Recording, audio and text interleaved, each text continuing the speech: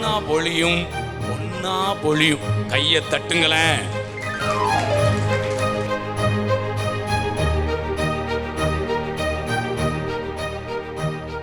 இவங்களுக்கு எந்த உணவை கொடுத்தாராம்? தூதர்கள் சாப்பிட்ற சாப்பாட்டை என்ன பண்ணாராம்? இதெல்லாம் சாதாரண விஷயமா? அங்கிருந்து மண்ணாவை கொடுக்கறது. நமக்கு மழை பெய்யுமானே நம்பிக்கை சில நேரம் என்ன செய்ய மாட்டேங்கி. நான் சொல்றேங்க, மழை இல்லைங்க, மண்ணா பொழியும் பொன்னா பொழியும். மண்ணா பொழியும்னே அந்த மண்ணா பொழியும் நினைச்சிடாதீங்க. மண்ணா பொழியும் பொன்னா பொழியும். கையை தட்டுங்களேன்.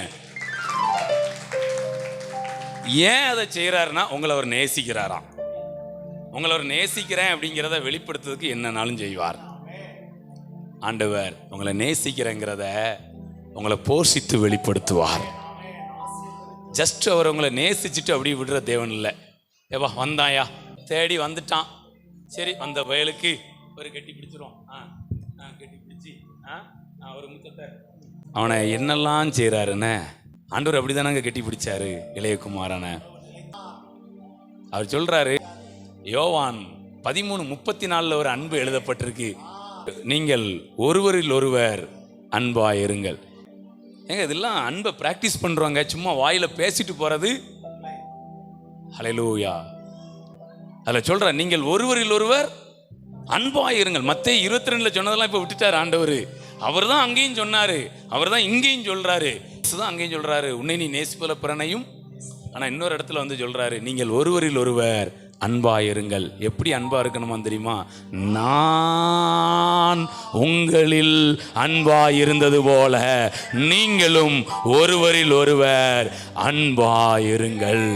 இப்ப நான் என்ன நேசிக்க மாதிரி இன்னொருத்தர் நேசினா, நல்லா நீட்டா இருந்தாங்கன்னா என்ன பண்ணிடலாம், கட்டி பிடிச்சிடலாம். ஆனா கொஞ்சம் ஏதாவது ஸ்மெல் வருது, இல்லை நினைச்ச முடியாது. Praise God. ஏசப்பா நேசிக்கணும், வேற யாரும் நேசிப்பாங்களா? கண்டிப்பா முடியாதுங்க. அண்ணக்காரனை கூப்பிட்டு, எப்பா நான் அவனை கட்டி பிடிச்சிட்டேன், நீ கொஞ்சம் தம்பி என்ன செய், கெட்டிப்பிடு அவனுக்கு, அவன் கெட்டிப்பிடி, இன்னும் அவனுக்கு மனசு நல்லா. சரி அப்பா ஏற்றுக்கிட்டாங்க, அண்ணனும் ஏற்றுக்கிட்டாங்கிற ஒரு இன்னும் நல்ல ஃப்ரீ மைண்ட் என்ன செய்யும்? அண்ணே அவன் வந்து கட்டி பிடிச்சானு, இப்படி கட்டி பிடிச்சி மோனை உன்னையோண்டா வீட்டுக்கு வரைச்சேன், சொத்தெல்லாம் அழிச்சிட்டு அப்படின்னு சொல்லி என்ன பண்ணிடுவான். அவ்வளோதான், கட்டி பிடிச்ச உடனே குப்புற விழுந்து கிடப்பான். அப்பா கட்டி பிடிச்ச உடனே குனிஞ்சு இருந்தவன் நிமிந்து நிற்கிறான். அண்ணன் கட்டி பிடிச்சனா நிமிந்து நின்னவன் குப்புற விழுந்திருப்பான். எப்படி? அண்ணன் கட்டி பிடிக்கணுமா, அப்பா கட்டி பிடிக்கணுமா?